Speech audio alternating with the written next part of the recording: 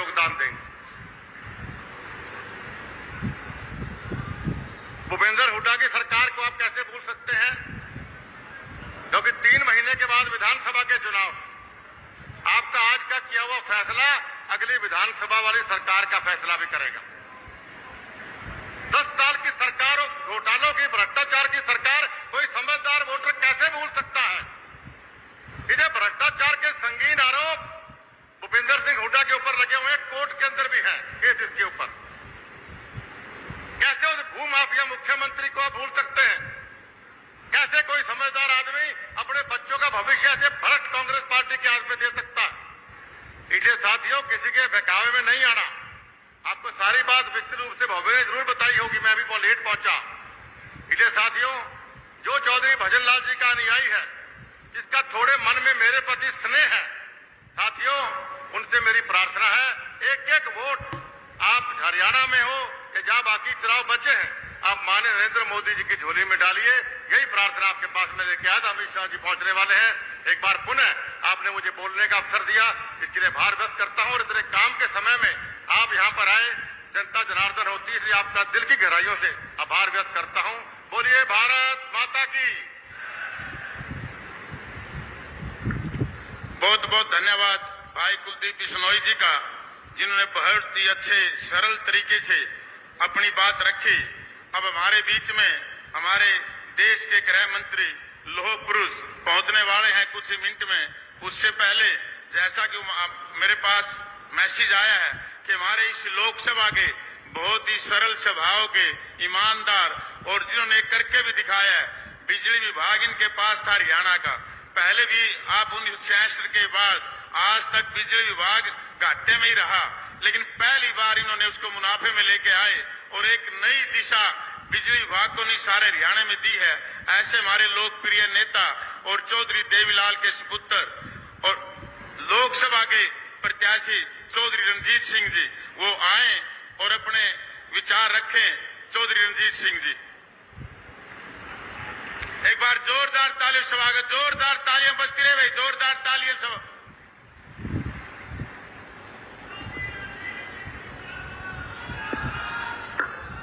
बहुत धन्यवाद। भारत माता की। भारतीय जनता पार्टी, श्री नरेंद्र मोदी,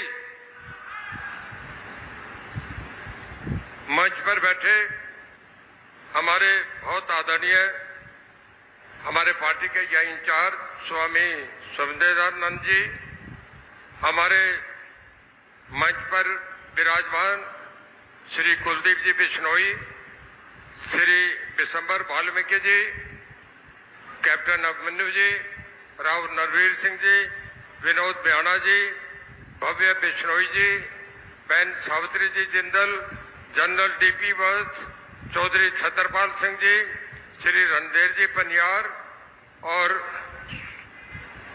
सभी सम्मानित मंच और हिसार लोकसभा क्षेत्र से आए सभी हमारे पार्टी के बहुत वरिष्ठ साथीगण, हमारे बुजुर्ग, हमारे नौजवान दोस्त और इस इलाके के लोकसभा के बनाने वाले सभी वोटर। मैं अभी क्योंकि अमित शाह जी ने आते ही फिर एक झज्जर के लिए रवाना होना है, इस करके आदेश आया कि मैं 2 मिनट उनके आने से पहले बोलूं। मेरे आने के बाद केवल अमित शाह जी, हमारे माननीय गृह मंत्री जी बोलेंगे। मैं 2-4 बात आपसे कहूंगा कि एक तो अब फाइनल हम सब तैयारी करके हर जगह सभाएं करके हमारे लोग बूथ लेवल पे चले गए। सबसे पहला काम ये करना है कि जिस दिन पोलिंग हो, हमारा जिस घर में 5 आदमी वो 5 के 5 वोट डाले, 1 वोट भी नहीं रहना चाहिए। और जिस घर में 7 है वो 7 का 7 वोट डाले। हम 100% पोल करें। कितनी भी गर्मी हो, कितनी आग बरसे, हमें तीसरी बार देश के प्रधानमंत्री श्री नरेंद्र मोदी जी को बनाना है। हमने एक ऐसे नेता का चयन करना है कि वो नेता जो देश का प्रधानमंत्री बनके इस देश को चला सके, इस देश के साथ साथ पूरी दुनिया को चला सके, ऐसा हमें प्रधानमंत्री बनाना है श्री नरेंद्र मोदी जी को। दूसरा, मैं आपसे कहूंगा कि जब इनका अशोक सम्राट जो थे वो जब पहली बार बने, देश के सबसे बड़ा साम्राज्य था, मैं इसी का स्टूडेंट रहा हूं, तो उनका जो पहला युग था वो तहलका मचा देने वाला युग था। उन्होंने एक युद्ध, दो युद्ध, 100 युद्ध करके हिंदुस्तान के सबसे बड़े चंद्रगुप्त सम्राट बने थे। और दूसरा जो उनका युग आया था, तब उन्होंने लोगों को वेश बदल के राज के घर जा जाके हर आदमी की सहायता और उसका मदद करने का कार्य करा। ऐसे हमने जो हमारे नरेंद्र मोदी जी है, ऐसा प्रधानमंत्री बनाएंगे जिसका देश और दुनिया में डंका बजे। एक ऐसे प्रधानमंत्री का चयन करें जिसका हर पूरी दुनिया निगाह मान के देख रही है कि हिंदुस्तान के चुनाव में क्या होगा। 145 करोड़ की आबादी। अभी हमारे माननीय गृह मंत्री श्री हमारे अमित शाह जी अब पहुंचे हैं। अभी मंच पे जब आए तो पूरी भीड़ खड़ी होकर तालियां बजा के उनका स्वागत करेगी। हमारे देश के बहुत यशस्वी, बहुत मजबूत सरदार पटेल के बाद सबसे मजबूत गृह मंत्री हमारे मंच पे आ रहे हैं, जिन्होंने हिंदुस्तान की शान को बढ़ाया दुनिया में। मैं उनके स्वागत के लिए कहूंगा, जब वो आए तो मैं कहूंगा सारी भीड़ खड़ी होकर उनका स्वागत करें। अभी सब तैयार है। हमारे बहुत आदरणीय देश के गृह मंत्री श्री अमित शाह जी अब मंच पे पधार रहे हैं। मैं सारी भीड़ से कहूंगा कि एक साथ खड़े होके ताली बजा के उनका स्वागत करें। सारी भीड़ खड़ी होके उनका ताली बजा के स्वागत करें। हमारे देश के सबसे मजबूत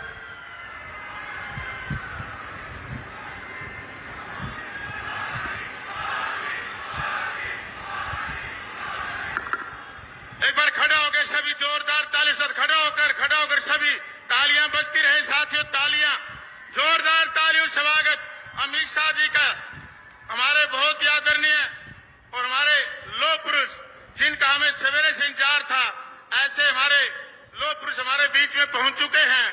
मैं नम्र निवेदन करूंगा, हमारे सुभाष बराला जी, कैप्टन मन्नू जी, कुलदीप बिश्नोई जी पगड़ी पहनाकर उनका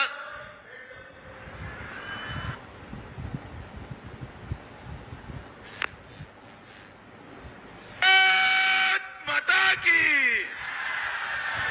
क्यों भाई, हिस्सार वालों की आवाज को क्या हो गया है?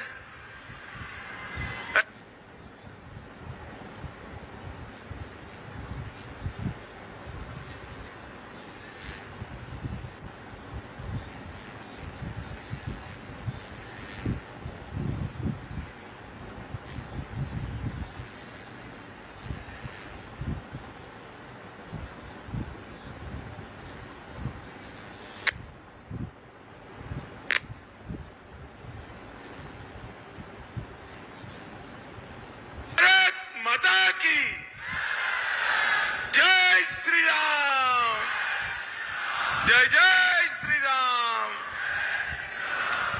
आज सारे लोग बैठ जाओ भाई, जरा एक कटआउट बटआउट भी नीचे कर दो, पीछे दिखाई। यहां पर भी सारे लोग बैठ जाओ, जरा बैठ जाइए भाई। मीडिया वाले भी बैठ जाए, जरा आपका डंडा ऊपर रखो, बैठ जाओ सारे लोग। पीछे माताएं बहनें बैठी है, बैठ जाइए भाई। सिक्योरिटी के लोगों को आगे आने दे, पहली रेलिंग तक सबको आगे आने दो। बाहर खड़े वो भी अंदर आ जाए, जरा पहली रेलिंग तक आने दो सबको। बाहर खड़े वो लोग भी अंदर आ जाए जरा।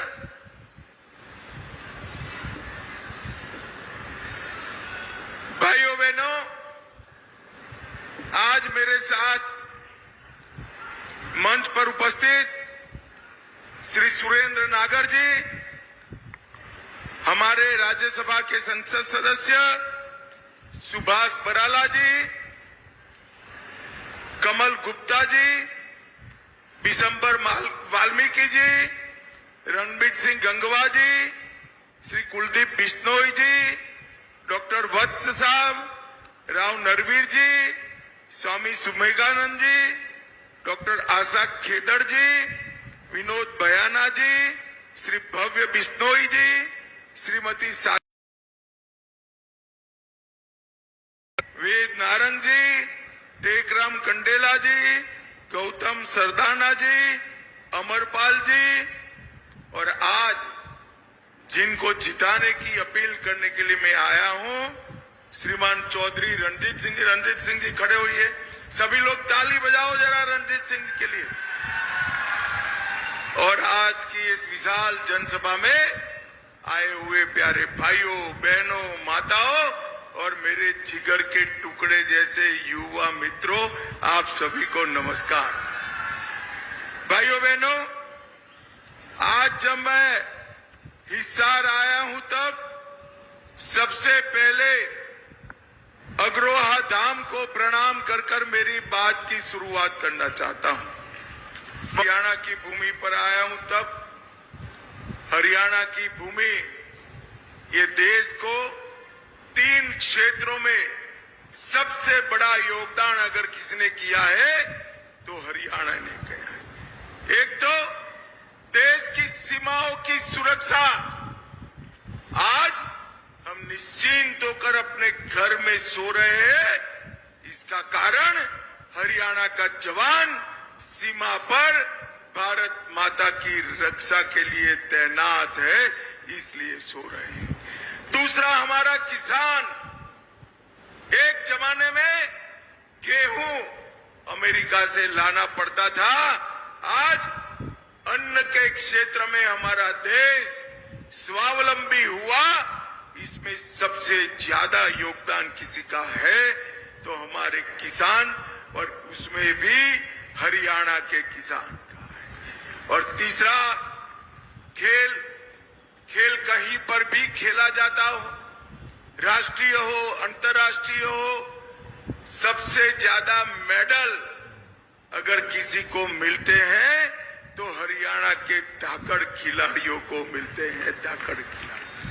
ये तीनों क्षेत्रों में हरियाणा ने देश को आगे बढ़ाने का काम किया है और ये तीनों क्षेत्रों को एक एक कर कांग्रेस पार्टी ने खत्म करने का काम किया है। भाइयों बहनों, मैं आज आपको बताना चाहता हूं, कांग्रेस पार्टी ने अपने शासन के अंदर बोफोर्स का घोटाला किया, हेलीकॉप्टर का घोटाला किया, सेना के जवानों की गाड़ियों का घोटाला किया, हजारों करोड़ के घोटाले कांग्रेस पार्टी ने किए। किसानों के लिए भी फर्टिलाइजर का घोटाला, चावल का घोटाला, फूड के स्कैम का घोटाला और खेलों में कॉमनवेल्थ गेम का घोटाला किया। ये तीनों क्षेत्र जो हरियाणा को आगे बढ़ाते हैं, तीनों क्षेत्रों में कांग्रेस पार्टी ने अपना घर भरने का काम किया है। जब मोदी जी ने आते ही सबसे पहले 1 रैंक 1 पेंशन का काम कर 1,20,000 करोड़ सेना के जवानों के अकाउंट में सीधा भेजने का काम नरेंद्र मोदी जी ने किया और 20 लाख करोड़ का अनाज एमएसपी पर खरीदा। सबसे ज्यादा अनाज आजादी के बाद अगर एमएसपी पर किसी एक सरकार ने खरीदा है तो वो भारतीय जनता पार्टी की नरेंद्र मोदी सरकार ने। और हरियाणा में तो भाजपा सरकार ने भावांतर योजना से कोई क्रॉप नहीं छोड़ा जिसमें कोई फायदा किसान को न मिलता हो।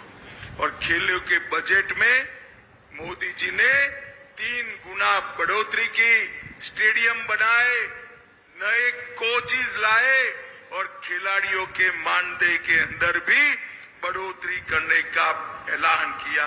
और हरियाणा वालों सुन लो, 2036 में मोदी जी ओलंपिक भी यहां पर हमारे देश में लाने वाले हैं। मोदी जी ने तीनों क्षेत्र को आगे बढ़ाना का काम किया और कांग्रेस ने तीनों क्षेत्र को बर्बाद करने का काम। भाइयों बहनों, ये चुनाव जो हो रहा है इसमें 2 खेमे पड़े। एक खेमे में 12 लाख करोड़ का घपला, घोटाला, भ्रष्टाचार करने वाली कांग्रेस पार्टी है और दूसरे खेमे में 23 साल तक मुख्यमंत्री, प्रधानमंत्री रहकर भी जिस पर 25 पैसे का आरोप नहीं है, ऐसे हमारे नेता नरेंद्र मोदी है, नरेंद्र मोदी। एक और चांदी की चम्मच के साथ पैदा हुए राहुल बाबा है, तो दूसरी ओर गरीब चाय बेचने वाले के घर में पैदा हुआ नरेंद्र मोदी है, नरेंद्र मोदी। एक और थोड़ी गर्मी बढ़ते ही थाईलैंड और बैंकॉक चले जाने वाले, छुट्टी पर चले जाने वाले राहुल बाबा है। भाइयों बहनों, मेरी बात याद रखना, मैं भी हूं, आप भी हो। 6 तारीख को, जैसे ही 4 को परिणाम समाप्त होगा, 6 तारीख को राहुल बाबा वैकेशन पर चले दी है। ये दोनों के बीच में आपको तय करना है। एक और पाकिस्तान को मुंह तोड़ जवाब देने वाले नरेंद्र मोदी है, और दूसरी ओर एक कांग्रेसी कहते हैं पाकिस्तान का सम्मान करो, पाक ऑक्यूपाई कश्मीर उनसे न मांगो क्योंकि उनके पास एटम बॉम्ब है। अरे मुझे बताओ हिसार वालों, ये पाक ऑक्यूपाई कश्मीर हमारा है या नहीं है? अरे जोर से बोलो, है या नहीं है? कांग्रेस कहती है पाकिस्तान के पास एटम बम है, उसको छोड़ दो। राहुल बाबा, मैं महाराज अग्रसेन की भूमि से कहता हूं कि ये पाक ऑक्यूपाई कश्मीर भारत का है, रहेगा, और हम उसको लेकर रहेंगे, लेकर रहेंगे। भाइयों बहनों, हरियाणा में 6ठे फेज में चुनाव होने वाला है। आज 5वें फेज का चुनाव है। 4 फेज का चुनाव समाप्त हो गया है।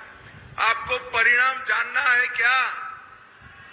जानना है तो सुन लो। 4 फेज में नरेंद्र मोदी जी 270 सीटें प्राप्त कर बहुमत प्राप्त कर चुके, और 5वें, 6ठे, 7वें ने 400 पार कराना है।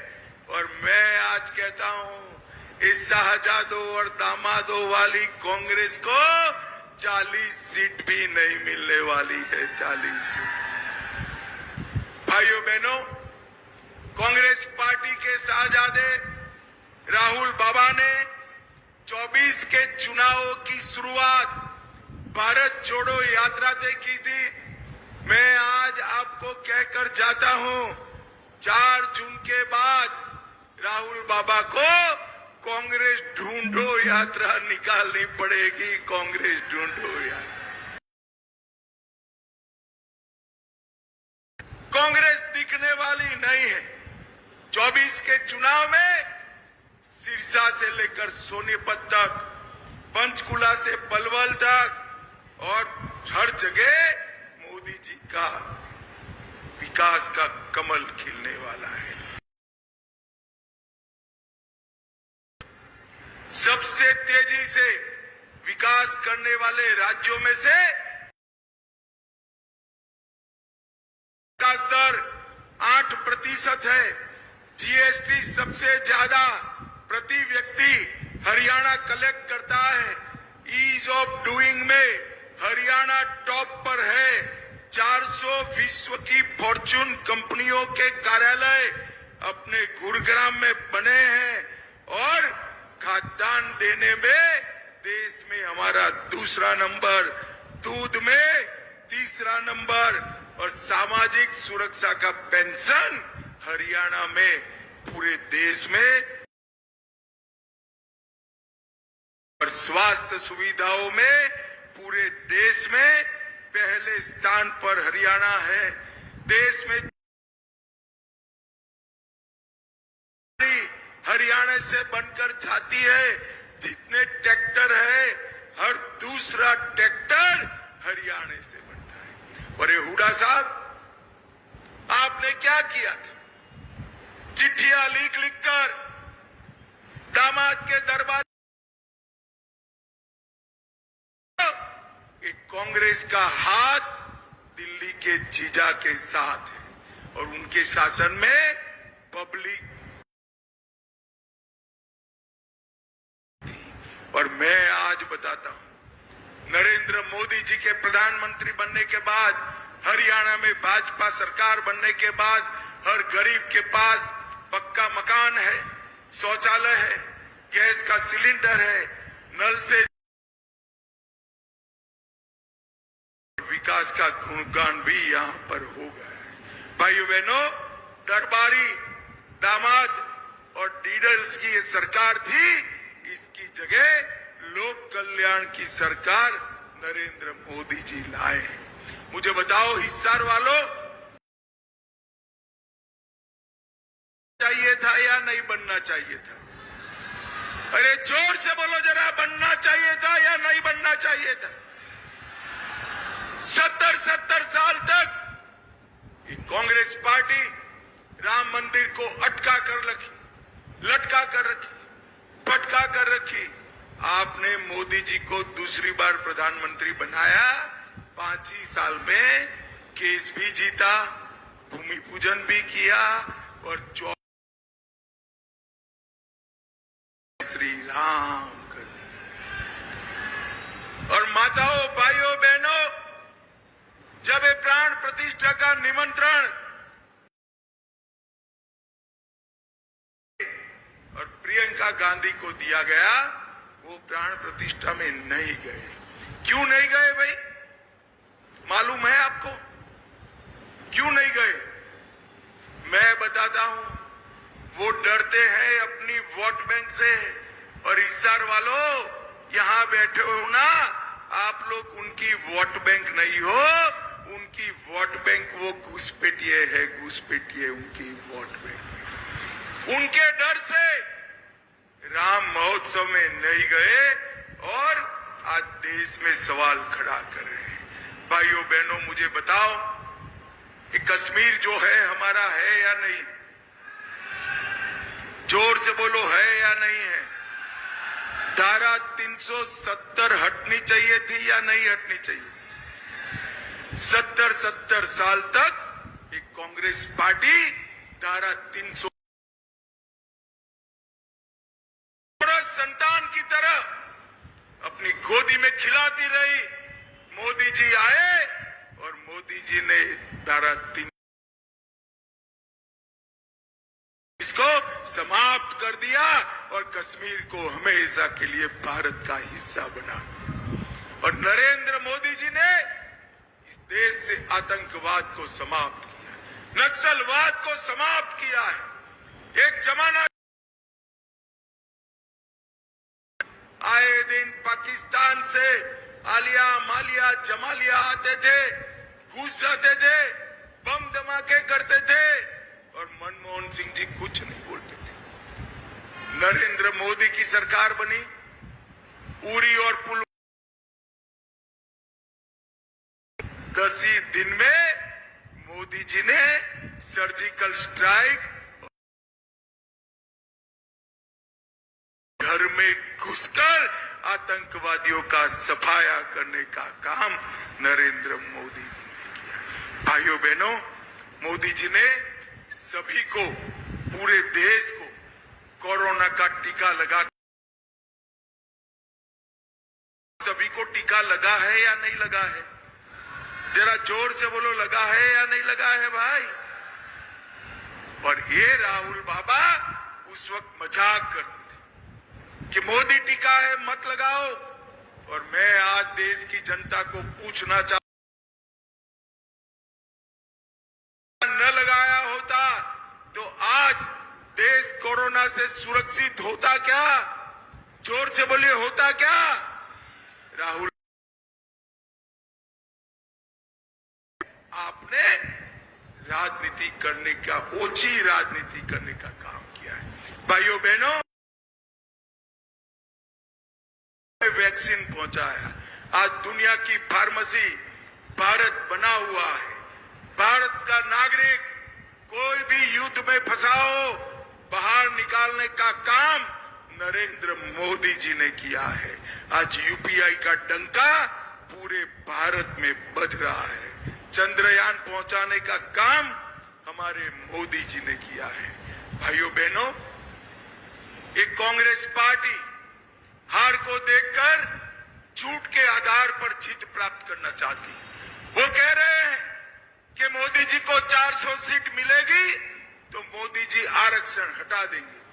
मैं आज कहकर जाता हूं, जब तक भारतीय जनता पार्टी का एक भी सांसद है, हम आरक्षण को नहीं हटने देंगे, नहीं हटने देंगे, नहीं। भाइयों बहनों, और एक कांग्रेस पार्टी ने मुसलमानों को आरक्षण दिया है। हम 400 सीट आप दिला दो, एक गैर संवैधानिक आरक्षण को समाप्त करने का काम भी भारतीय जनता पार्टी की सरकार। भाइयों बहनों, ये राहुल बाबा कहते हैं कि कांग्रेस की सरकार आएगी तो ट्रिपल तलाक वापिस ले आएगी। आपको ट्रिपल तलाक वापिस लाना है क्या? जरा माताएं बहनें बोले, लाना है क्या? भाइयों बहनों, पूरे हरियाणा के अंदर ढेर सारे विकास के काम 1,56,000 घरों में पीने का पानी पहुंचाया, 29 सस्ती दवाइयों के केंद्र खोले, गैस का कनेक्शन दिया, 18 लाख लोगों को मुफ्त 5 किलो अनाज दिया, 350 किलोमीटर गांवों की सड़क बनाई और 13 लाख लोगों को 5 लाख तक का स्वास्थ्य का पूरा खर्चा आज नरेंद्र मोदी जी उठा रहे हैं। नरेंद्र मोदी जी। भाइयों बहनों, आप रणजीत सिंह जी को जब जिताएंगे, इनके नाम के सामने कमल का निशान है, उस पर आपको बटन दबाना है।